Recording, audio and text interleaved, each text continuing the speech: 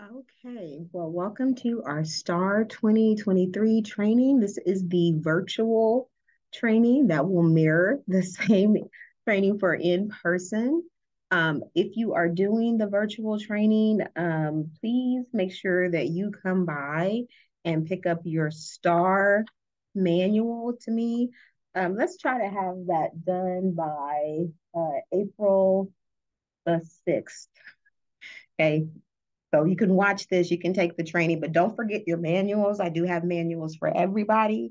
So please don't forget that. Let's get it. Oh, I forgot to share my screen. No, I didn't.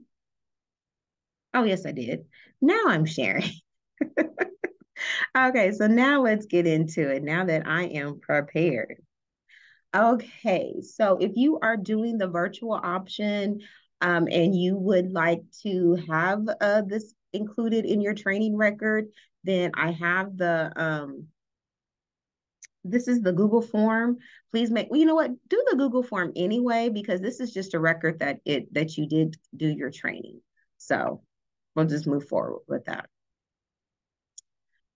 Okay, so this is going to refer to the manual. So if you don't have your manual when you're watching this, just take note of these different pages on a piece of paper, and you can mark them or tag them when you have that. I always want to say that this is on page 5 of the manual, and it talks about that, this instructions and all of that, that you must carefully read this manual prior to administering any state assessment. Now, I will be walking through the manual with you in training. However, please understand that that does not substitute reading the STAAR test manual for anyone who could possibly be called to proctor the STAAR. So please make sure you read your manual, read over it, tab it, all of those things. And do not lose your manual. Everybody will have one, but I don't know that we have enough for everybody to have multiple ones. Okay, so these are our STAAR test dates. I was asked to push the dates back to the second week, which will impact the number of makeup days that we have for the test. So each test really just only has one makeup day. So we're going to do our reading test. This will be for both 7th and 8th grade. This test will be on the 25th of April, and we'll have a makeup day on the 27th. The science and social studies will be May 2nd for science, May 3rd for social studies, and we're going to do a makeup day on the 4th. And then for the math, algebra, EOC, then we will do that on the 9th, and then we're going to have a makeup day on the 11th. Now, the thing about pushing back the test dates a week is that there's really only a 2-week window. So like, when we have reading, well, by the time we get to our science and social studies, we're no longer in the window, so we can't give the reading test. So like I said, there's just going to be one makeup day. We'll try to do as much as we can on the front end to make sure that our students, as many of them here are as possible for testing, because we won't have as many makeup days as we've had in the past. Okay, so this is the bell schedule. I will click on it. Hopefully that's still showing on the shared screen. So as you can see, I have the bell schedule for each day on the 25th. Everybody's testing. Our test block is from 8:45 to 1:15. That is 270 minutes for the test block. And then any student that is still testing after that will go to the library while we return to regular schedule. We will have 6th, 7th, and then 7th grade will have 5th period because they missed their 5th period. And then 8th grade will have their 4th period class in the afternoon. Okay, so this is the bell schedule for the 2nd. As you can see that we have our 7th grade is not testing, but our 8th grade is testing. We'll have the same test block here for our 8th grade. And so in order just to match up things, I have, adjusted the periods, because 7th grade is still going to have an earlier lunch. And so just because that helps us to get through. And so the day is adjusted for that. Same thing with this 3rd is our backwards day, because in order for our 8th grade to join us and return in class, then we need to have our 7th grade in the reverse order as well. And then on May 9th, this is our schedule for that. Okay. So this will be put into the Carter test drive. I just need to make sure it's approved because I can't delete things out of there now that now that it has been placed in the Google Carter operations drive because I'm not a editor. So I have to make sure that all of this stuff is approved before it's placed in there. So that way it doesn't cause confusion because I can't delete it. Miss Falls deletes stuff for me whenever there's a snafu, but I try not to bother other people. Okay, so STAAR policies and procedures. This is on page 7 through 10. So we know the STAAR will be online. We've talked about this all year, but just a reminder for people who are new. And we don't have any students that qualify for paper testing. That would be something that I would address with the testing department. It's not anything that you have to worry about, but we don't have any students that meet the qualifications to have paper testing. So everybody has to take it online. Students are required to participate. I know there's this big thing about opting out, and there's really not a state opt-out option. If the student is present, then we will try to test them. So really the only way you can truly opt out is just not be present. I've had some students say that they don't want to do it, and I always tell them, I said, well, that is your choice. If you choose not to take the test, I said, but could you go in and submit your test? You don't have to answer any of the questions if you don't want to. I said, but submitting your test takes you off the list for me having to call you. So far, they have all answered their questions. They've taken the test after I've said that. So that could be something that you can utilize if a student tells you that, just to tell them, oh, hey, would you mind doing me a favor and just logging in and just submitting your test, even if you choose not to answer the questions. So that way, we don't have to keep calling you. Your test will show that it has been submitted. The algebra must be passed to meet high school graduation requirements. And I will be working on with Ms. Wazowitz to get out those letters to parents so that they know and are aware that even though these students are in middle school, they are taking a high school test and it is reflective of their high school graduation requirements. The state testing window can be found on page 8, so you can kind of see what I was talking about when it relates to taking the tests in the second week. It gives more time for instruction, but it lessens the time for makeup testing. So, and there is no time limit for STAAR.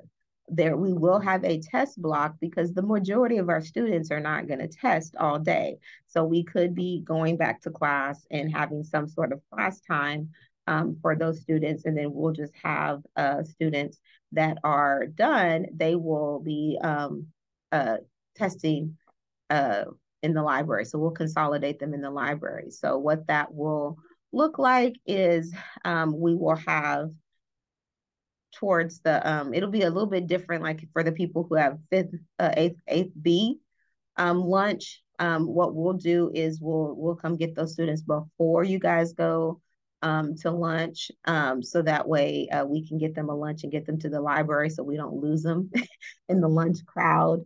And then we'll wait for the students to have 8A lunch. We'll let them come back and we'll get them for that time. So that'll be the procedure that we'll have, and we'll actually create a form that you can use to report who is still testing at a certain time and your room number, so we can go and get them, and we'll have a time frame for you to do so.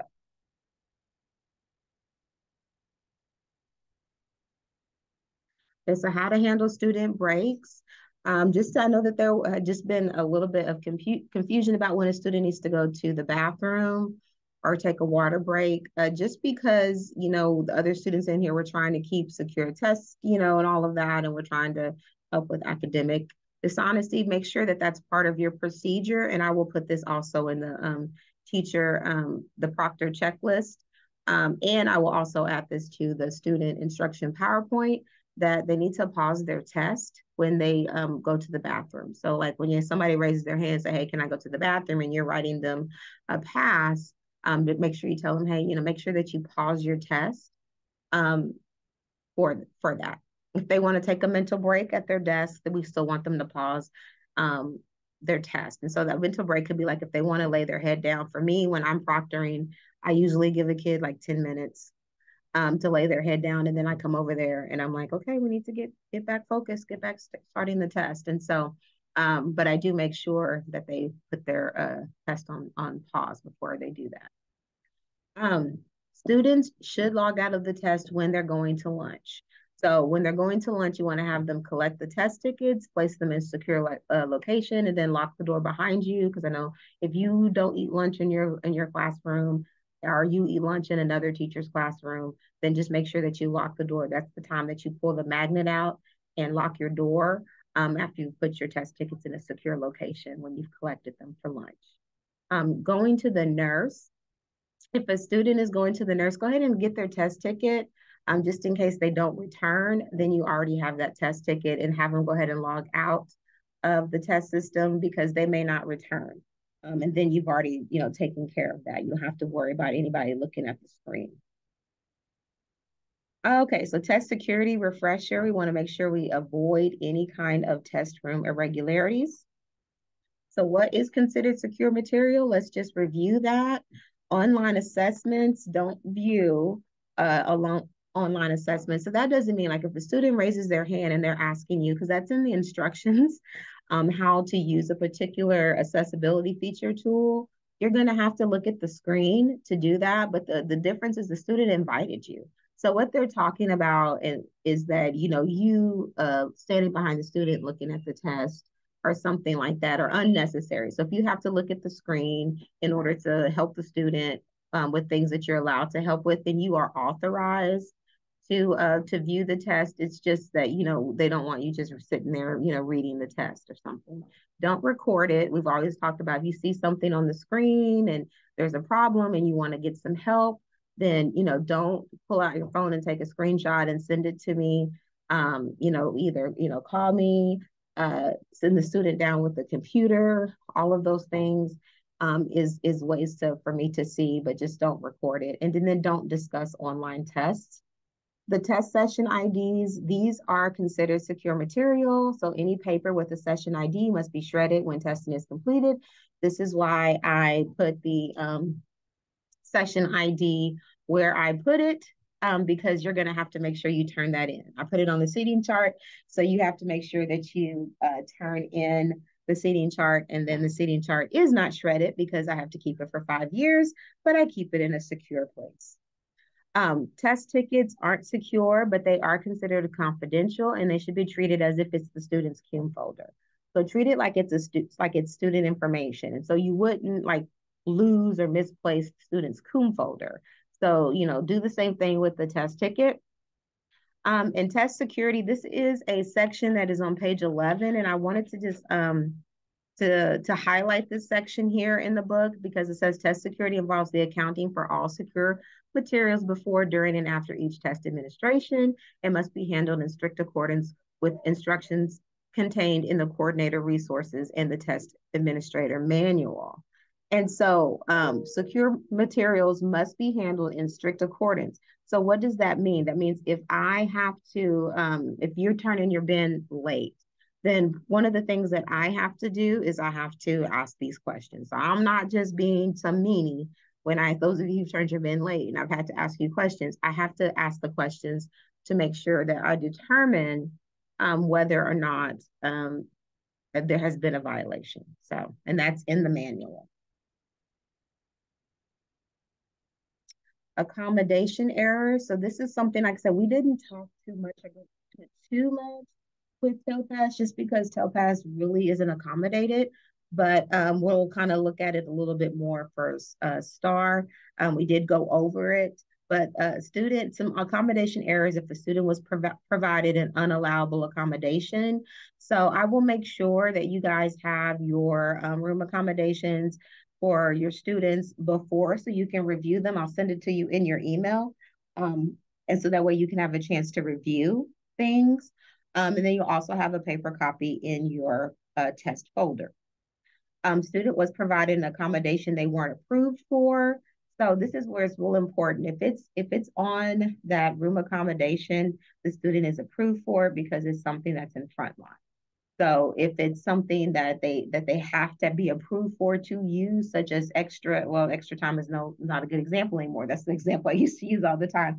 Oral administration. So oral administration is an accommodation that the students have to be approved for. So everybody can't have oral administration. So um, just keep that in mind. An accommodation was not provided to a student that was prescribed. So this right here, and I wanted to take a moment to talk about supplemental aids. Um, Sometimes students, well, not sometimes, students have an accommodation for supplemental aids. Sometimes I don't get the supplemental aid that the student is using in the class. And when that happens, I can't put a supplemental aid in place that the student is using in class because the language is very specific and it says it has to be something the student is using in class. Well, I'm not in the classroom, so I don't know what the student's using. That's why I asked the teacher. So if the teacher doesn't provide it for me, then I can't just put something in place just to say that we have something. So that means the student won't have it, and I have to document all of that other stuff. So what I will do in that situation, if there's a student that says that they have supplemental aid and they don't have I haven't been provided with inappropriate supplemental aid for that student for class, I will just email you as the proctor of that student and just say, hey, as of right now, the student will not have a supplemental aid. So that way you won't have to go through the process on test day. Be like, there's not a supplemental aid. There's not in here. You know that I'm aware that there's not one in there, but we have to have the one that's being used in class. So I have to get it from that source. District administered an accommodation requiring TEA approval without said approval. That's like giving someone an extra day. We have to have approval for that.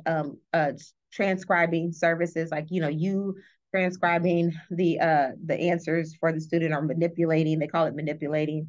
So basically, you're the one who's actually clicking the answer. Those have to be approved by TEA. We can't just decide on our own that student needs it. And there is some, situation like emerge, like a student shows up and they have a broken arm or something like that for test day. There are some steps, but those are steps that I would take with district office. They're not anything that you need to worry about as the proctor. And then make sure that you just provide headphones for all the students that have text to speech, that's oral administration, whether they use it or not. So we want to make sure that we gave them the equipment that they needed to do it. Now, if they choose not to use it, they choose not to use it. It's their accommodation. We can't force them to use it. Accounting errors, proctor lost or misplaced student test tickets, our secure test materials, session IDs, secure online assessments are left open and visible. So that's why we want to make sure that we have them pause or log out when we're taking breaks, depending on what the break is. Student was issued test materials belonging to another student. We have a couple of students. I know we have a set of 8th graders and a set of 7th graders, I believe, that have the same name. The 7th graders are actually in the same advisory with the same name, but I don't put them in the same test room. So I verify that before it gets to you. But if you have a student like that has the same last name, that may happen. You may have 2 Garcias in your room. If you have 2 Garcias in your room, just make sure that you're paying attention. And before you give the session ID to the students, I would make sure that you have had them verify that is their correct ticket.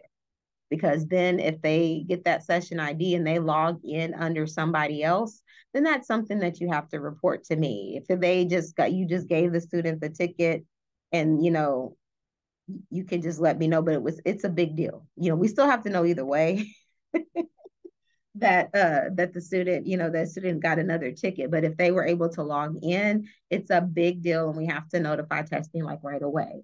If it was just a ticket, then I can mark that down as something to discuss when I discuss at the end of testing day with them. Test coordinators should always question why materials are returned late or how materials were discovered in order to determine whether there was a breach of security. And this is on page 12. Monitoring errors, we want to make sure don't leave his test room unattended or without a trained staff member with assigned security oath. I don't want to put people on Front Street. Because if an administrator comes into your room, please make sure that if you're like, oh, thank goodness they didn't come in there to give you a break, but they came in there for another reason, and you had your help sign out, and so now you're like, can I use the restroom real quick because I really got to go. Before you do that, check to say, hey, do you have a signed security oath? Because all of our administrators did not attend training, and they all don't have a signed security oath. So just make sure that you check with that. Like I said, I don't want to put people on Front Street by saying like who. So just ask. Reinforce test taking strategies. So, this is not the time, all the way up until the day of testing is the time to reinforce whatever your test taking strategies. I was just with a student doing TELPAS, and he had a question about the STAAR paper. And I just told him, I said, STAAR paper is, there for you to use. You can use it or you cannot. I didn't, tell him, yes, you need to write out your thoughts for the listening and speaking. No, I just said it's there for you to use. You can use it or you cannot use it. It's up to you. Not providing materials or prepare the testing environment. We'll talk about that in a minute, what the testing environment needs to be. Not using the test manual or reading the say directions. Guys, I will tell you this, before the test day, it's really not that long. Oh my gosh, I remember back in the day, this is year 18. I remember back in the day, those directions were like hella long. And so they are not like that now. So just take a quick moment and just kind of read over them, like maybe the day of or the morning of, if you get an opportunity. Hopefully you will get morning of the opportunity, because I'm going to work with Mr. Lee to make sure that our proctors have time to get their rooms together and kind of get it together for STAAR. Not completing a seating chart is a monitoring error. So make sure that you complete your seating chart. Like I said, I have like so many seating charts for TELPAS makeup. I have one right now that has one student on it. So because that's the only student I was testing today. So it doesn't matter, but you have to have your seating chart, and not taking steps to deter cheating or cell phone use. And so we have that, and we've talked about it. We'll talk about it again as far as in part 2 of our training. Serious violations, they have to be reported immediately to district testing. Our serious violations are on page 14. We went over them in depth during TELPAS, so I'll just go over a couple of quick ones with you, the ones that are really going to get you in the hot seat if you do. So tampering with student responses, we don't want to do that. We don't want to directly or indirectly assist students. Indirectly may be a facial expression. If a student asks you, is that the right answer? A facial expression could be indirectly. So you don't want to do that. We don't want to view secure test content before, during, or after, unless specifically authorized by TEA or the procedures outlined in the test administrator manuals. So of course, that procedure in the manuals, if a student asks you a question about tools or something like that, then that's in there, that it talks about that in this manual. So then you are authorized.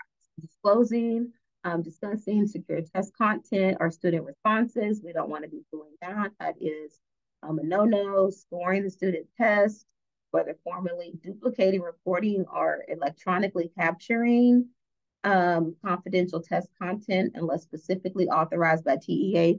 You're not going to be authorized because we have other ways of getting the information that we need to get. So these are just some things. Oh, then I also want to cover this too, failing to report. It's one of those things, if you see something, you need to say something. So failing to report to an appropriate authority that an individual has engaged in or is suspected of engaging in conduct described above. So if they're doing any of those things on page 14 and you see it or you believe that you're seeing something, then please go ahead and report it. So that way it can be looked into, and hopefully it'll be just like it was a miscommunication or misunderstanding, and it's not something that's going to result in an irregularity. Serious violations can result in a referral to SBEC for sanction, including censure, suspension, probation, or revocation of your certification credentials. It can also lower a school's or district's accreditation status. We also have those new laws that they put into place this year with our Texas Administration Code, where there's a mandatory 1-year suspension for anyone who manipulates test results or violates the security or confidentiality of a statewide assessment. And then we have the Texas Education Code, where intentionally disclosing the contents of any portion of a secure test is a Class C misdemeanor. So this is just be like, if you look, if you were authorized to look because a student asked you, how do I use this, or how do I highlight again, and or where's the highlighter on here? Um, and you go over there and you point to it on the screen, or you bring your book over there, all of those things which you are able to do. But if while you're doing that you see the question and then you're talking about it, later on, then that's intentional. Intentional does not mean malice. It just means that you knowingly did that. You knew you were talking about secure test material, and you talked about secure test material. So it's a Class C misdemeanor, and that is punishable up to a $500 fine. So it is not a jail time crime, but it will go on your record. So you don't want those kind of things happening. Let's look at accessibility and resources that we have. I get this question a lot about dictionaries, and you can find this on page 10. There is a dictionary that is embedded in the test system, the CAMBIUM test system. It is a Merriam-Webster intermediate dictionary, and it has about 70,000 entries. And each classroom should also have a hard copy of dictionaries. I know me and Miss Dorr, when she was here last year, we went around and we gave all of the classrooms that were test rooms dictionaries. But if we didn't pick them up because we were just going to leave them in there, so that way they're available for all of the different tests that happen. But if you don't have some dictionaries and you want some hard copies, we have a couple here. I don't have enough to go back and do all the rooms again, because we gave away a lot of the dictionaries. But I can get a couple of rooms who maybe they weren't being used for testing last year. Maybe you didn't get one or something, and we can get you one. So just let me know. You can send me an email. You can call me. You can come down and see me. Just let me know. Accessibility features. This is on page 17. Miss Meek is so wonderful and great, and she has volunteered to make some posters for this accessibility feature. It's the chart that's in appendix, I believe it's appendix A. A and B. B is the Spanish version of it. So that way we can have them posted so students can see what accessibility features they have. Of course, I've been saying all year that, try to avail your students and use the practice tests in your classroom so that way they can get used to the different features in there. But accessibility features are available to all students. However, students cannot be required to use any accessibility feature during testing. And I say this because I especially want to have a moment about the blank scratch paper, because I know a couple of you have asked me questions about, you heard that students have to ask for the scratch paper. They don't have to ask for it. Like I said, it's optional. Accessibility features are always optional. However, we can give it to them. We just can't say you have to use the scrap paper. So we can give it to them. We can give them a pencil. We can give them scrap paper. We can give them sticky notes. We can give them a highlighter. We can give them color pencils. We can give them all the things that are on the list for on 17. We just can't say you have to highlight your reading passage. You have to write, on your scrap paper. We can't do that because we can't require them to use that. So hope that answers your questions. If not, I know if you're using this virtual training, feel free to shoot me an email and I will answer it for you. Content language support. I get a lot of questions about this too. And so it's embedded online. And so the students that you have that have content language support, there's even an actual section in the directions that talks about that. And you will read it out to everyone, because a lot of our students have content language support. So you might as well just go ahead and read it instead of trying to figure out who does and go read it to them. But it'll appear as like a pre-read option, a pop-up, or a rollover for them. And it just kind of gives them some extra supports in the test. So that's what it'll look like for the student. And you have some instructions to read to them. But we'll talk more about the actual test day instructions in part 2. Okay, so ensuring a proper test environment. This starts on page 26. And so some things to think about for a proper, that this is what TEA says is a proper test environment. is to have a testing do not disturb sign on the door. Now, don't forget to take your sign off the door when you're turning in your bin, because a lot of you will do that. So I'll have to put that, someplace in there. So like, hey, check it off. Do I have all this stuff? Now I'm ready to go turn my bin, and I'm ready to say I need some help to go turn my bin in. Um, Clear desktops or tables. So, I was using room 211. I normally don't use that as a test room on test days, but I was using it for tail pass makeup. And there's textbooks on the tables. And so the tables that I was using, I took the textbooks off and I put them like on the floor on another table right next to it so that we can have a clear table. Take efforts to ensure cheating is deterred. So whether that be, maybe when like you have your room normally arranged in a way that's not good for cheating, that take care of that, and you make sure that you move your desk a certain way, or if you want to move the desk to where you're able to maybe be in one area and you're able to see the majority of the screens. That's all of that. So just take whatever efforts you can in arranging your room. And you want to make sure that it's quiet and free from distraction. I know that sometimes is a challenge. I need to fix that before my actual training because it says detraction instead of distraction, but I will fix that. Um, so I know sometimes that's a challenge because the distraction is the students that are in the room. But of course, if you have a student that is posing a testing disruption, then you can, reach out to me, the APs or the BSIs to address that. Test room walls. Okay, so this is also on page 26. We are going to do room checks. We're doing room checks for all the tests. That's why they're so early. So on the 19th of April, I am going to come and I'm going to do zone 1 and zone 2. So if your rooms are in zone 1 and zone 2, then you need to make sure I will send out a reminder. I will put it on the calendar, all of these things, so that way you'll have an opportunity to remember that I'm going to be coming around some point during that day, probably in the afternoon, to check the room. And then I will leave you an all clear, or I'll be like, these are some things you need to do.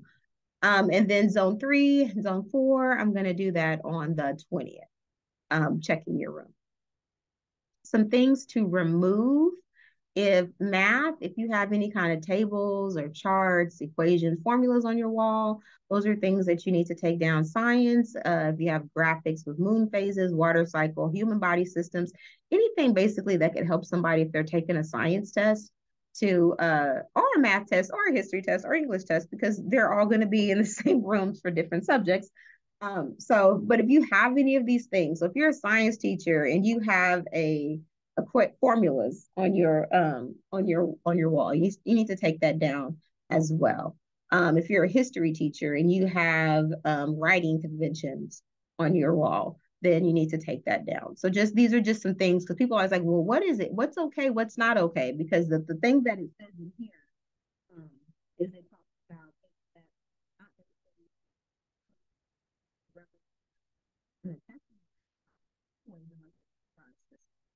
So just think about making a math test. For example, history, is just a straight map of the United States. Is that something that can provide distance or not? That's a question I'm generally asking, because I put maps because I'm unsure, but it is maps in the book. And I know that there are some maps that have writing and things that have, it has like information on it. So is that helpful, or is it the maps that have the more detail about what happened here and all of those things? Okay. So just make sure that you look at that and that you take care of it. And we're just gonna, it's the end of the year. We're going to be packing up anyway, so we'll just pack it up and just, we won't worry about putting it back up for the tests in May. All right, so if you have questions, because this is a virtual training, then please make sure you email me. I will leave a space for when I do the questions. If you have your questions after this training that I'm going to give you for that too, but you can also email me, because sometimes you think about stuff later on. I know I do that too. And so if you do, then just, just email me. It's all good. And don't forget to come get your um, test manual. Okay. Well, I am signing off now. I'm stopping sharing and I am trying to figure out how to stop recording.